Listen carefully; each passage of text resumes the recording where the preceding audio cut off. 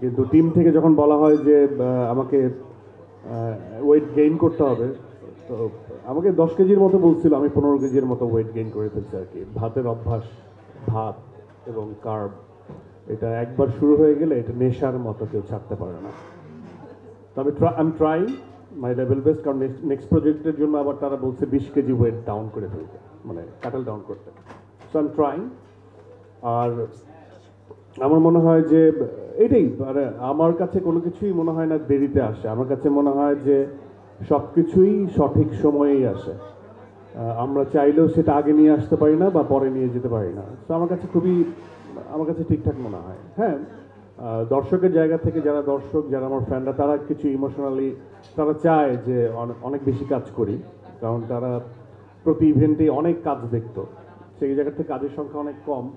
তো আমি যেহেতু একটা কমিটমেন্টে বিশ্বাস করি, আমি বলেছিলাম যে যখন আমি সিনেমাতে কাজ করব তখন আসলে অন্যান্য কন্টেন্টে আমাকে খুব বেশি একটা দেখা যাবে না। সো প্রথম, দ্বিতীয়, তৃতীয়, এই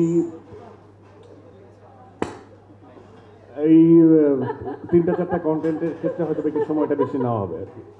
এই আমি আমি ভাবতেছি যে এটা কে জ্বালাচ্ছে, এটা কে পাঠাইছে। হ্যাঁ, না, এটার অ্যান্সারটা আসলে প্রথম, যেমন মানে নায়িকা নিয়ে কেন এই প্রশ্ন আসে, প্রথম সিনেমার বাবাকে ছিল, ভাইকে ছিল, বোনকে ছিল।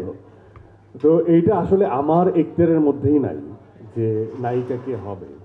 এইটার উত্তরটা আসলে আমার মনে হয় শাকিলটা দিতে পারবে এবং ডিরেক্টর দিতে পারবে। এক বাট প্রথম ছবির নায়িকা যখন তমা মির্জা হয়, অনেকেই প্রশ্ন করেছিল সোশ্যাল মানে মিডিয়াতে, আমি খুব কম থাকি, যে হোয়াই তমা মির্জা। আফটার সুরঙ্গ দেখার পরে তারা তাদের অ্যান্সার পেয়ে গেছে। কারণ আমার কাছে মনে হয় ওই চরিত্রটা তোমার থেকে ভালো পুল অফ কেউ করতে পারতো না, এটা আমিও বিশ্বাস করি। অ্যান্ড এটাও সিমিলার, এই যে কোশ্চেনটা অ্যারাইজ হয়েছে সেটার উত্তরটা অবশ্যই তারা দিবে, শিয়াব ভাই এরা দিবে, শাকিব দিবে। বাট আমার কাছে মনে হয় যে আফটার ওয়াচিং দাগি দেখার পর সবার কাছে এটা মেক সেন্স করবে যে হোয়াই তমা মির্জা। নিশো ভাই, একটা প্রশ্ন। আজকে এই যেদিকে আমি আমি আপনার ডান দিকে, ওকে, আপনি যেভাবে আজকে এন্ট্রি নিলেন, আমি খুবই নিশ্চিত যে আপনার এইভাবে আসামির পোশাকে সিনেমার প্রচারে আসার সারা দেশে আজকে আলোচিত হবে। এবং ইতিমধ্যে আমরা যারা ভিডিওগুলো পোস্ট করেছি, আমরা দেখছি যে ইতিমধ্যে ভাইরাল হয়ে গেছে। বাংলাদেশের সিনেমার প্রচারের ক্ষেত্রে এটা একটা বিরল ঘটনা আজকে ঘটলো। আপনাদের এই আইডিয়াটা মেকিংয়ের ক্ষেত্রে যে আপনি প্রেস মিটে এই পোশাকে, আসামির পোশাকে আসবেন, এই আইডিয়াটা আপনারা কিভাবে মেক করলেন সেই গল্পটা একটু জানতে চাই। Thank you. এটার উত্তর কে দিবে? অবভিয়াসলি দ্য টিমদের এটা একটা বুদ্ধি। আমি একবার দুইবার বলেছিলাম যে অনেক আগে বলেছিলাম যে আমি আমার দাগির পোশাকেই যেতে পারি, কারণ এটা রিলেট করে। হ্যাঁ, বাট আমাদের ইন্টেনশন, ক্রেডিটটা কিন্তু আসলে আমি স্পেশালি যদি সত্যি বলি সেটা আসলে আপনার নিশোকেই দিতে হয়।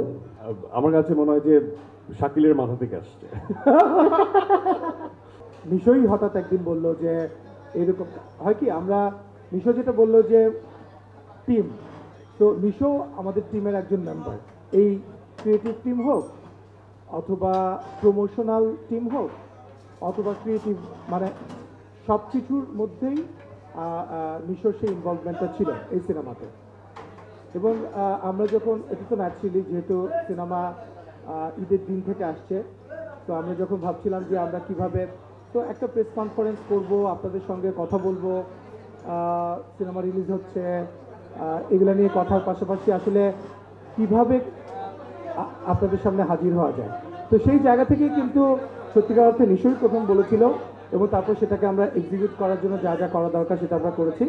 আর আরেকটা জিনিস, আপনারা এই প্রশ্নটা এখনো আসে নাই, আপনারা মনে হয় গতকালকে দেখেছেন যে নিশোকে নায়ক আমরা বানাই নাই, গাজী রাকায়াত ভাই বানিয়েছে, কিন্তু নিশোকে গায়ক কিন্তু আমরা বানিয়েছি।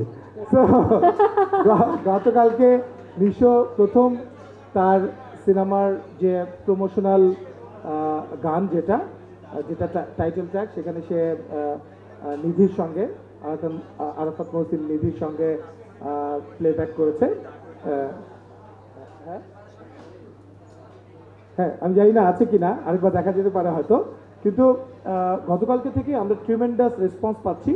দেখেন আমার একটা কথা হচ্ছে, প্রমোশনাল কন্টেন্টটা কেমন হয়েছে সেটা আমাদের উদ্দেশ্য না।